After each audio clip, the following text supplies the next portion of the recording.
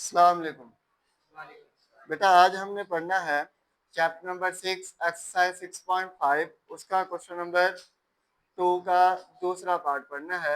Saturday को हमने पढ़ा था क्वेश्चन नंबर 2 का फर्स्ट पार्ट। आज हमने पढ़ना है क्वेश्चन नंबर 2 का सेकंड पार्ट। ठीक है बेटा, तो कौन सी है बेटा? 5 और क्वेश्चन है हमारे पास 2 और पार्ट है हमारे पास 2 है, पार्ट भी 2 है। ठीक है जी। दूसरा पार्ट है क्या? इधर भी काम तो बेटा वही करना है। ये c is equal to 4 centimetre और a is equal to 4 centimetre और है हमारे पास b। ये मालूम करना है a b और c हो जाएगा। काइंडली बोर्ड पे आप नजर रखेंगे।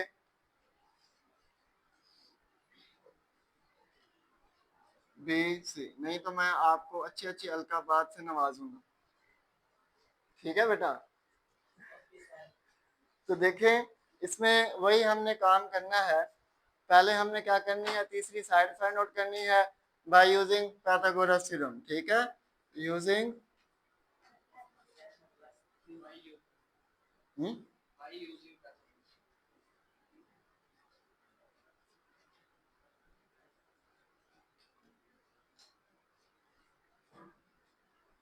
ठीक है जी। तो थ्योरम कौन सा है? हाइपो का square is equal to base का स्क्वायर प्लस परपेंडिकुलर का स्क्वायर। ठीक है बेटा, ये हो जाएगा हाइपो का square is equal to base का स्क्वायर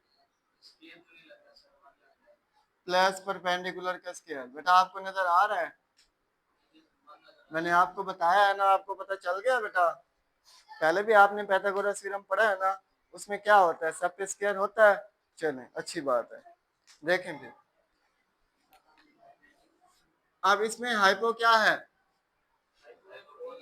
बी है, ये हो जाएगा बेटा बी का square is equal to base क्या है बेटा?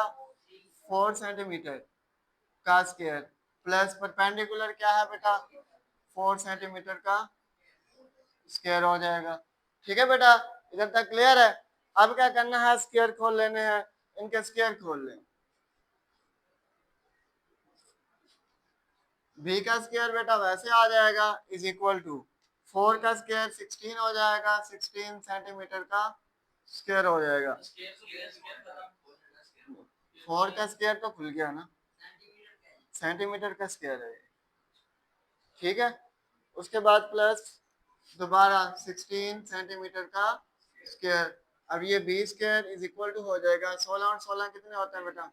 32 सेंटीमीटर का स्क्वायर। अब दोनों तरफ स्क्वायर रूट ले लें। b इज इक्वल टू 32 का स्क्वायर रूट क्या आएगा बेटा? कैलकुलेटर आप निकाल के नहीं रखते, आपको रोजाना जो है ना स्क्वायर रूट 32 का आप ले लें। ये आता है 4 स्क्वायर रूट 2 आ जाएगा। ठीक है, 2 सेंटीमीटर। ये आ गई आपके पास b की वैल्यू, क्योंकि सेंटीमीटर का जो स्क्वायर है ना वो कैंसिल हो जाएगा। ठीक है, सेंटीमीटर का जो स्क्वायर है, आप पास कैलकुलेटर है तो उससे करके देखें, खुद ब खुद आ जाएगा। अंडर रूट 32 लिखेंगे तो 4 अंडर रूट 2 आ जाएगी। कट गया ना बेटा, इसलिए तो सेंटीमीटर आ गया है। स्क्वायर कटा है तो सेंटीमीटर आया है। ठीक है, इधर तक क्लियर है? समझ आ गई बेटा इधर तक? अच्छा जी, उसके बाद अगला काम क्या था?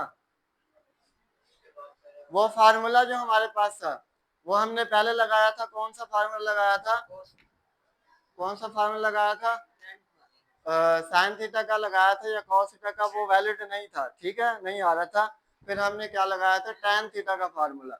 इधर भी हम क्या लगा लेते हैं, पहले टैन थीटा ही लगा लेते हैं, फिर दोबारा हम वो करेंगे, देखते हैं हो जाएगा। अब ये टैन थीटा का क्या फार्मूला था बेटा? टैन थीटा किसके, ये देखें, अब tan theta is equal to किसके है बेटा? परपेंडिकुलर ओवर बेस के है। अब इसमें देखें tan theta is equal to, अब इसमें परपेंडिकुलर वैल्यू कौन सी है? परपेंडिकुलर 4 सेंटीमीटर, ठीक है। और बेस कौन सी है? बेस भी 4 centimetre, perpendicular over base 4 centimetre, ठीक है। अब ये 4 से कैंसिल हो जाएगा 1, तो tan theta is equal to 1 हो जाएगा। tan इनवर्स जाके इनवर्स हो जाएगा, theta is equal to tan inverse 1 हो जाएगा। अब tan इनवर्स 1 निकाला, tan इनवर्स 1 अच्छा 45 डिग्री, ये थीटा की वैल्यू आ गई बेटा 45 डिग्री।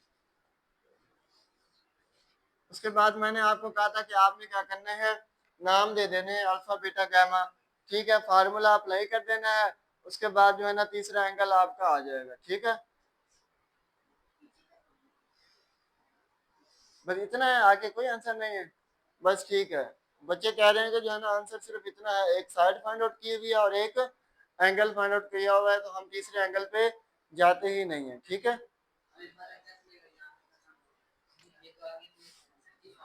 आप निकाल लें तो अच्छी बात है, कोई बात नहीं है, कोई बात नहीं, आप तीसरा एंगल फाइंड आउट कर लें।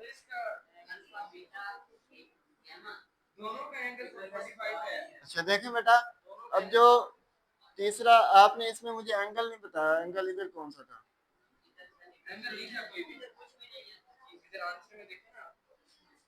अच्छा ठीक है,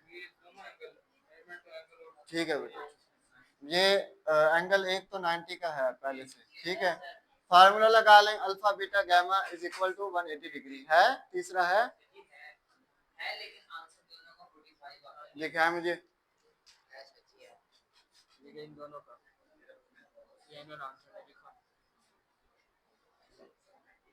अच्छा ठीक है। ये एंगल ए आ गया, मेजरमेंट ऑफ एंगल ए आ गया। अब इधर measurement of angle C find out करना है। अच्छा, सी के लिए कौन सा फार्मूला लगा है? ये वाला, ये और ये वाली साइड भी है हमारे पास, कौन सी आई है? थीटा 4 स्क्वायर रूट 2, वो जी मेजरमेंट ऑफ एंगल ए की मेजरमेंट जो थीटा आया 45 डिग्री आया, ठीक है। अब ये देखें वो वाला फार्मूला अल्फा बीटा गामा, ठीक है, इज इक्वल टू क्या हो जाएगा 180 डिग्री। तो आपके पास दो चीजें हैं, तीसरी आपने क्या करनी है, फाइंड आउट करनी है। तो आप नाम दे दें, इसको अल्फा का नाम दे दें, इसको बीटा का दे दें, और इसको दे दें बेटा गामा का, ठीक है जी। तो अल्फा की वैल्यू हमारे पास आ गई है, वो कौन सी है 45 डिग्री, जो मेजरमेंट ऑफ ए के ऊपर है। जब मेजरमेंट ऑफ ए लिखेंगे ना तो आपको खुद ब खुद पता चल जाएगा। तो ये क्या है 45 डिग्री, प्लस बीटा की वैल्यू फाइंड आउट करनी है, और गामा की वैल्यू बेटा है 90 degree is equal to 180 degree हो जाएगा।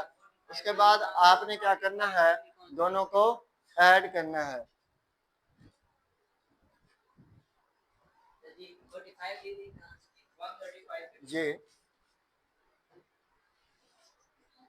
ये वाला 90 कैसे आया? जी जी, बीटा, बीटा की वैल्यू नहीं, एंगल सी नहीं है हमारे पास, एंगल बी ए फाइंड आउट किया हुआ है, एंगल जो गामा है वो दिया हुआ है, और एंगल जो है ना बीटा हमारे पास है, वही तो फाइंड आउट करना है।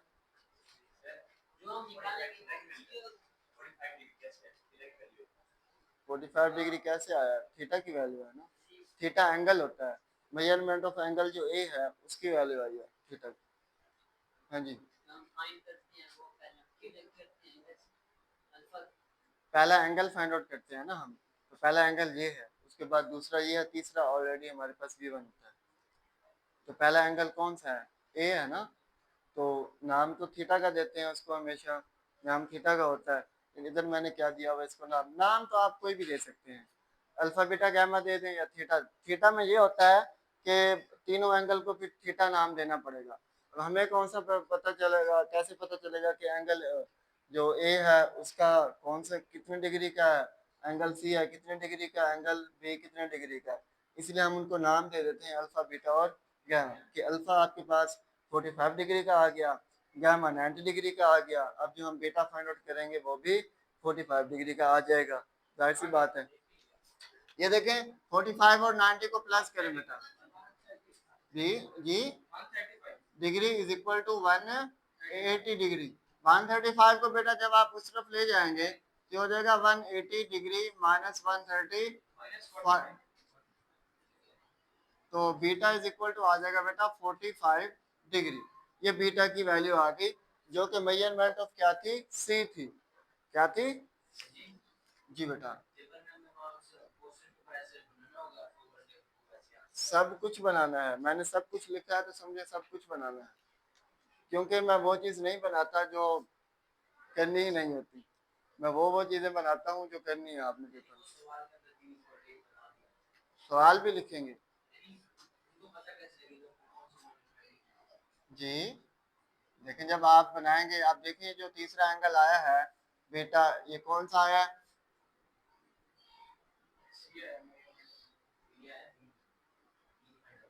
कितना आया है,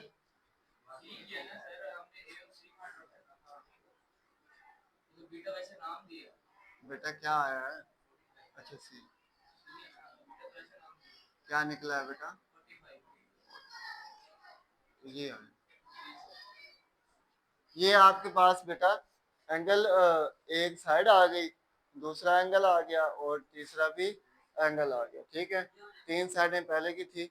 उसके बाद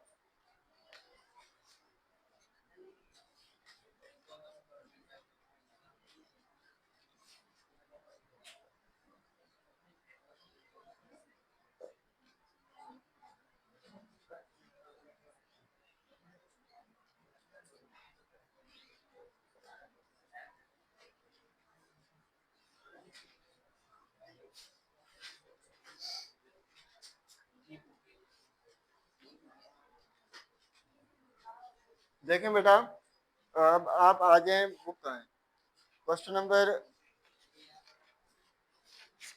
3 को कल करेंगे, 4 स्टार्ट करते हैं। क्वेश्चन नंबर 4 देख लें आप, एक्सरसाइज का 6.5 का। क्वेश्चन नंबर 4 में करना क्या है कि solve the following triangle when measurement of B is equal to 90 degree. इसमें बी की जो मेजरमेंट दी हुई है वो कितने डिग्री दी हुई है, 90 डिग्री दी हुई है।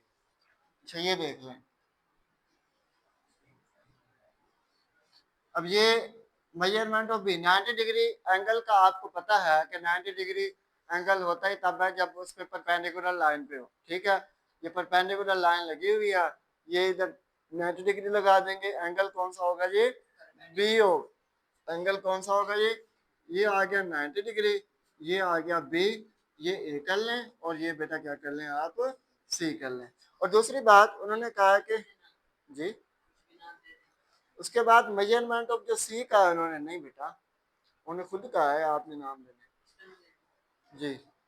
उसके बाद मेजरमेंट ऑफ जो सी है, क्वेश्चन नंबर जो है ना हमारे पास 4, उसका पार्ट है हमारे पास 1, मेजरमेंट ऑफ एंगल सी दिया हुआ है इज इक्वल टू 60 डिग्री और सी इज इक्वल टू दिया हुआ है 3 स्क्वायर रूट 3 दिया हुआ है, ठीक है बेटा। इसमें क्या करना है कि अब सी जो एंगल है वो आपको 60 डिग्री दिया हुआ है और जो सी साइड है, सी अब सी साइड कौन से वाली है, देखिए ए के सामने वाला छोटा ही होता है, बी के सामने वाला छोटा भी हो जाएगा, सी के सामने वाला छोटा सी हो जाएगा। अब स्मॉल सी ये दिया हुआ है 3 स्क्वायर रूट 3 दिया हुआ है। इधर तक बेटा क्लियर है, आपको बेटा नजर आ रहा है, अच्छा जी, ना है तो फिर आप खड़े होके देख लीजिएगा, ठीक है बेटा।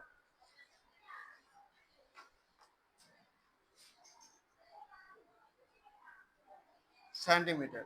अब देखें इधर हमने देखें हमारे पास अगर एंगल दिया हुआ हो, एक एंगल और एक साइड दी हुई हो, तो हम क्या करते होते हैं,